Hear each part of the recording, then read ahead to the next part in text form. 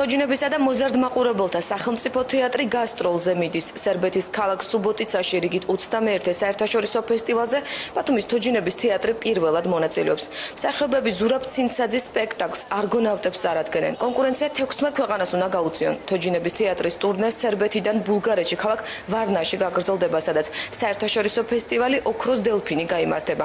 ვარნაში დასი რეჟისორ დავით მაცხონაშვილის სპექტაკლ ფერადი ნისლების სანაპიროთი წარსდგება. ბულგარეთში დასი ბოლოს 2011 წელს იმყოფებოდა, მაშინ გრან-პრი საუკეთესო ორიგინალური მუსიკისთვის მიიღეს. მივდივართ ორ საერთაშორისო ფესტივალზე, ქალაქ სუბოტიცაში, სერბეთში და ვარნაში. მიგვაქვს ორი სპექტაკლი. ძალიან გვიხარია და წარმატებების იმედი გვაქვს. მე ვფიქრობ, რომ იქნება ძალიან საინტერესო ფესტივალი, იმიტომ რომ არის ძალიან საინტერესო ქვეყანა, წარმოდგენილი არის ძალიან საინტერესო ქვეყნები. მე ვფიქრობ, რომ წარმატებები გვექნება და შინ გამარჯვებულები დაუბრუნდებით.